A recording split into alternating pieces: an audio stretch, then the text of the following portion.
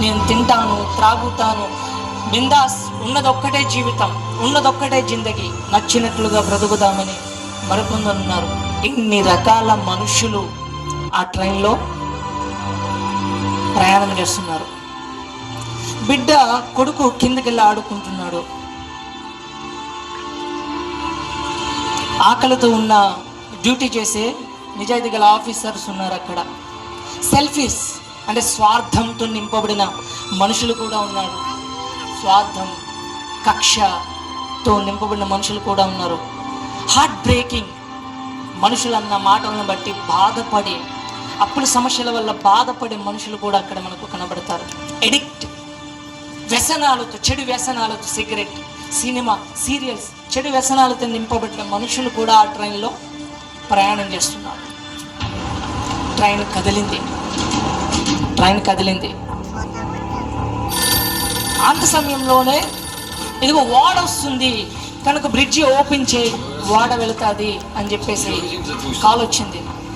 బాధ్యత గల ఆఫీసర్ కదా, వాడకు బ్రిడ్జి ఓపెన్ చేశాడు. వాడ వెళ్ళిపోవడానికి బ్రిడ్జి ఓపెన్ చేశాడు.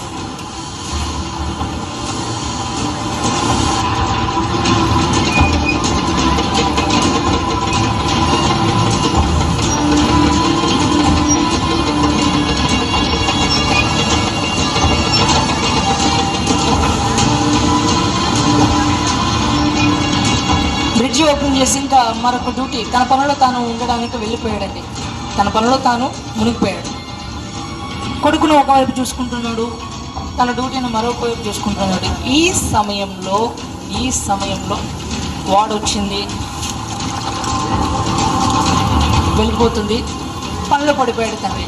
దూరం నుంచి ట్రైన్ రావడం ముందుగా కొడుకు గమనించాడు. అప్పటికి ఇంకా వాడ వెళితేనే బ్రిడ్జి కింద పడుతుంది, ఆ బ్రిడ్జి మీద నుంచి ట్రైన్ వెళ్ళాలి. దూరం నుంచి ఆడుకుంటున్న కొడుకు గమనించాడు. పొగ వస్తుంది, అమ్మో ట్రైన్ వస్తుందన్న విషయం కొడుకు గమనించాడు.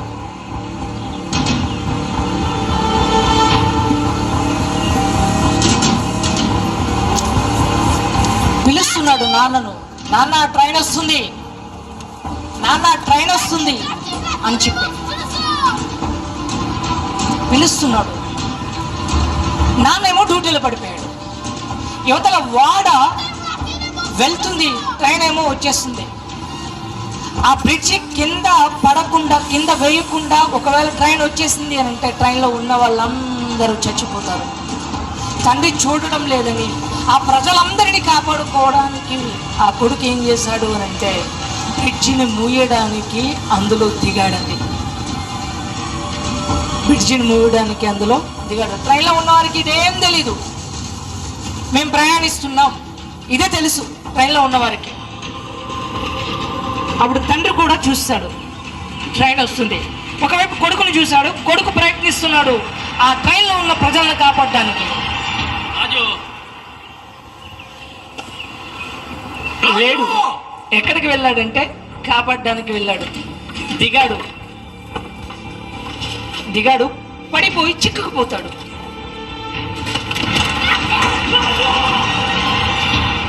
రైట్. ఇప్పుడు అలాగే లైట్లా ఆన్ చేయొద్దు, ఉంచండి. ఇప్పుడు అందులో చిక్కుకుపోయిన కొడుకు బయటికి రావాలి. ఆ కొడుకు బయటికి రావాలి అని అంటే ట్రైన్లో ఉన్న జనాలు చావాలి. ఇప్పుడు ఆ తండ్రి దగ్గర రెండు టాస్క్లు ఉన్నాయి. ఒకటి, వేల మంది ప్రజలను కాపాడుకోవాలా లేదా తన కొడుకును కాపాడుకోవాలా?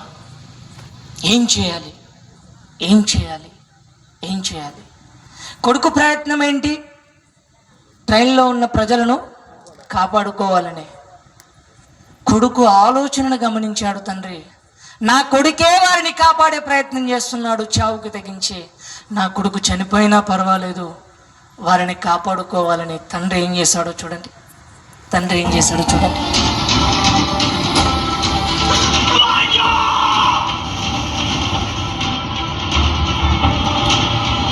పాపం ట్రైన్లో ఉన్నవారికి ఏం తెలియదండి. ప్రయాణం చేస్తున్నారంటే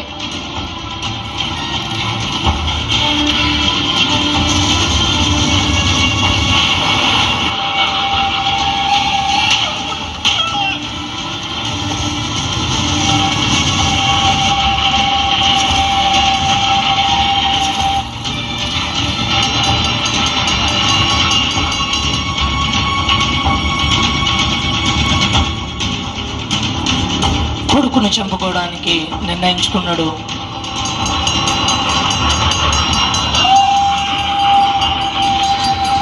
కొడుకును చంపడానికి నిర్ణయించుకున్నాడు. ఆ బ్రిడ్జ్ కిందకి లాగేశాడు. కొడుకు చనిపోయాడు. కొడుకు చనిపోయాడు.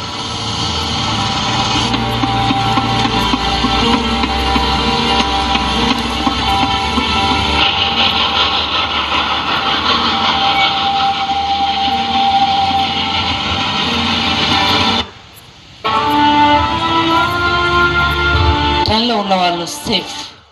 ట్రైన్లో ఉన్నవాళ్ళు సేఫ్. ఆ కొడుకు చేసిన త్యాగము తెలీదు ట్రైన్లో ఉన్న వాళ్ళకి. ఆ తండ్రి చేసిన త్యాగము కూడా తెలీదు ట్రైన్లో ఉన్న వాళ్ళకి. మేము ప్రయాణిస్తున్నాం కదా, అంత సాఫీగా జరుగుతుంది అని అనుకుంటున్నారు. అంత సాఫీగా జరుగుతుంది అని అనుకుంటున్నారు. లైట్ ఆన్ చేయండి. అంత సాఫీగా జరుగుతుంది అని అనుకుంటున్నారు. ఈరోజు ఎందుకు ఏదైనా తోటలో మనిషిని పెట్టాలి? ఎందుకు ఆయన మనిషి పాపం చేస్తున్నప్పుడు ఆపకుండా మనిషి పాపం చేసేంత వరకు ఆగాలి? ఆ పాపం చేసిన తర్వాత ఎందుకు ఆ దేవుడు వచ్చి మరణించాలి? ఈ విషయాలేవి లోకంలో ఉన్నవారికి తెలియదండి. ఆ రోజు వారు ట్రైన్లో ప్రయాణం చేస్తున్నారు. ఈరోజు మనం లోకంలో ప్రయాణం చేస్తున్నాం. వాళ్ళు యాత్రికులే, మనము కూడా యాత్రికులమే.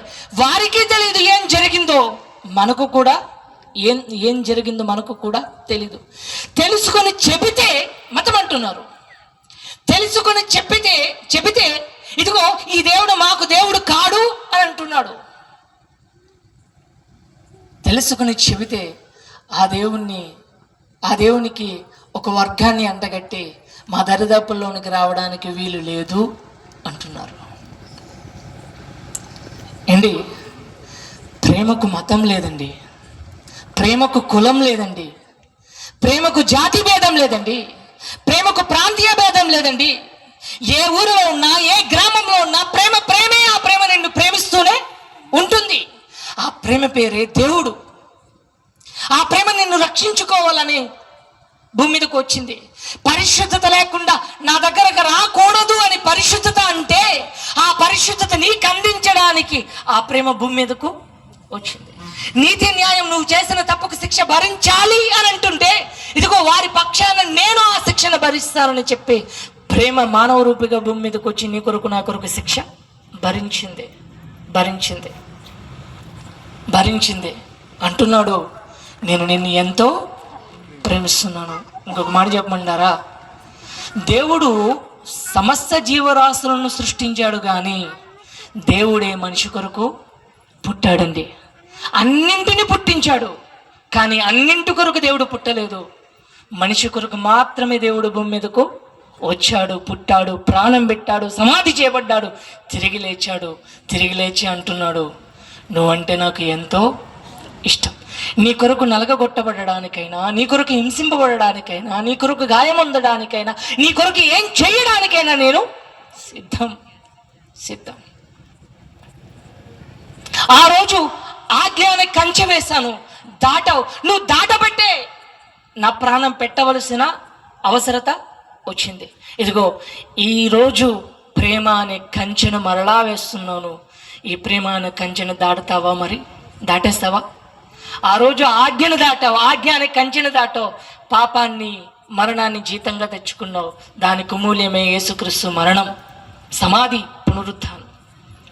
ఈరోజు కూడా ఈ ప్రేమ అనే కంచెను దాటుతాను అని అంటే, ఇదిగో పాపమునకు బలి ఇక ఉండదు. ఇంకా నీ కొరకు చచ్చేవాడు ఎవడూ లేడు. చనిపోతే నేరుగా ఎక్కడికి పోవాలి? నరకానికి పోవాలి. అందుకనే ఆజ్ఞ అనే కంచెను వేయడం లేదు, ఆ కంచెను తీసేశాను. ఇప్పుడు ఇంకొక కంచెను వేస్తున్నాను. మరలా కంచె వేస్తావా? అవును వేస్తాను. ఎందుకు అనంటే, కంచె వేస్తేనే బయటున్న మృగాలు, బయటున్న పాపం, బయటున్న క్రోధం, బయటున్న మదం, మచ్చరం నీ దగ్గరకు రాకూడదు. కంచెను దాటి నువ్వెళ్ళకూడదు. కంచెను దాటి లోకంలో ఉన్నది నీ దగ్గరకు రాకూడదు. ఆ కంచె సంఘం, ఆ కంచె ప్రేమ. ప్రేమ అనే కంచెను వేశాడండి, కంచెను వేశాడు. ప్రేమ అనే కంచెను వేసి ఏమన్నాడు తెలుసా? నిన్ను వలె నీ పొరుగు వారిని ప్రేమించు అన్నాడు. నీ శత్రువును సైతం క్షమించు అన్నాడు. ప్రేమ క్షమించమంటుంది, ప్రేమ ప్రేమించమంటుంది, ప్రేమ పొరుగువానిది ఏది ఆశించొద్దంటుంది. ప్రేమ ఇదిగో నీ దగ్గర ఏముందో పొరుగువాని దగ్గర అదే ఉండాలంటుంది. ప్రేమ ఏ కష్టం ఎదుటివాడికి వచ్చినా ఆ కష్టాన్ని నీ చేతనైనంతలో తీర్చే ప్రయత్నం చేయమంటుంది. ప్రేమ ఆపదలో ఉన్నవాడిని ఆదుకోమంటుంది. ప్రేమ అక్కడ కలిగిన వారికి, అవసరతలో ఉన్నవాడికి అవసరత తీర్చమంటుంది. ప్రేమ రోగంతో ఉన్నవాడిని పరామర్శించమంటుంది. ప్రేమ చావుతో విలువలాడుతున్న వాడికి నేనున్నానన్న ధైర్యము ఇమ్మంటుంది. ప్రేమ ఈ కంచె వేసింది, ఈ కంచె వేసింది. ఒకే రక్తం ముందు కడగబడి, ఒకే బైబిల్ గ్రంథాన్ని చేతపట్టి, చనిపోతే ఒకే పరలోక రాజ్యానికి వెళ్ళవలసిన క్రైస్తవునిలో ఈ ప్రేమ ఉందా? ఈ ప్రేమ అనే కంచెలో ఉన్నారా? ఒక సంఘం అంటే మరొక సంఘానికి పడదు. ఒకే సంఘంలో ఉన్న ఒక సహోదరుడు అంటే మరొక సహోదరుడికి పడదు, పడదు. మరి అవతల వాడు ప్రశ్నించకపోతే ఏం చేయాలి? ఎందుకు వచ్చి చచ్చాడు? మీ మార్పు కొరకే కదా. ఆయన ఎందుకు వచ్చి చనిపోయాడు? మీరు మారాలని, పాపం ఇంకా మీలో ఉండకూడదని. అందుకే కదా. ఇంకా మీలో పాపం ఉండి ఇంకా మీరు మార్పు చెందకపోతే ప్రశ్న వస్తానే ఉంటుందా?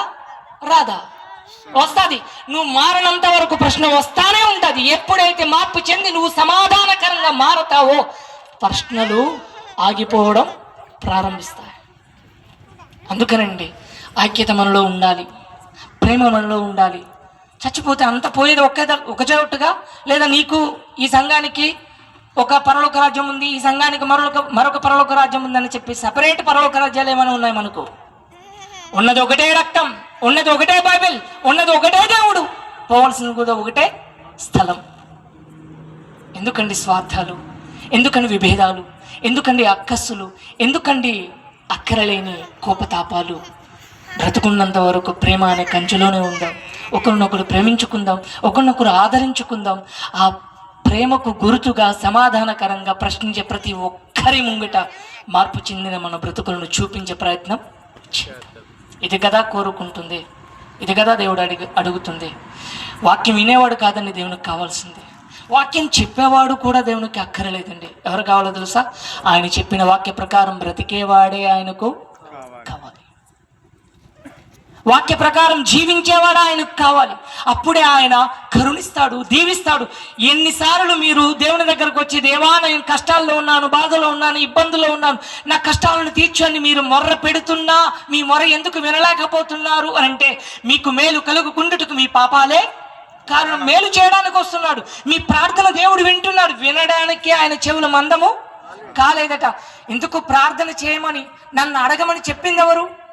ఆయనే. అడుగుడి మీకు ఇవ్వబడునని, అడగండి అని చెప్పింది ఆయనే. మీరు అడిగినా ఎందుకు మీ దగ్గరకు జవాబు రావట్లేదు అంటే, ఆయన జవాబుకు మీ ప్రార్థనకు మధ్య మీ పాపాలు అడ్డుగా ఉన్నాయి. దాన్ని ఒక్కసారి తీయండి, ప్రేమ అనే కంచులోనికి రండి. సమాధానం దానంతటిదే పరిగెత్తుకుని వస్తుంది. ఎప్పుడు ఆ సమాధానం నీకు ఇవ్వాలా, ఎప్పుడు దీవెన నీకు ఇవ్వాలా, ఎప్పుడు నీ దగ్గరకు నేను రావాలా అని చెప్పి దేవుడు ఎదురు చూస్తున్నాడండి. దేవుడు ఎంత మంచోడు అని అంటే, ఎంత మంచోడు అని అంటే, ప్రకటన గ్రంథం 3వ అధ్యాయం 20 మాట ఉంటుంది. ఇది చెప్పి నేను ముగించేస్తాను జస్ట్ 1 or 2 minutes. ఎవడైనను నా స్వరము విని, చదివాము లేదా? చూడండి ఆ మాట. 3వ అధ్యాయం 20 ఎవడైనను నా స్వరము విని తలుపు తీసిన ఎడల నేను అతని యొద్దకును, అతనితో కలిసి నేనును, నాతో కలిసి అతను కలిసి భోజనం చేస్తాం. ఇప్పుడు నేను ఒక ప్రశ్న అడుగుతాను. మీ తలుపులకు గొల్లాలు బయట ఉంటాయా, లోన్ ఉంటాయా?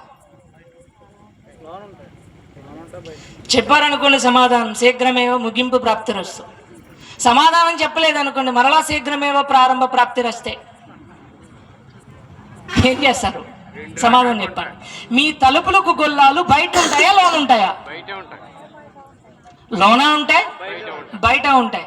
బయట వాడు వచ్చి తలుపు కొడుతున్నాడు అంటే గొల్లం బయట వేయబడిందా, లోన వేయబడిందా?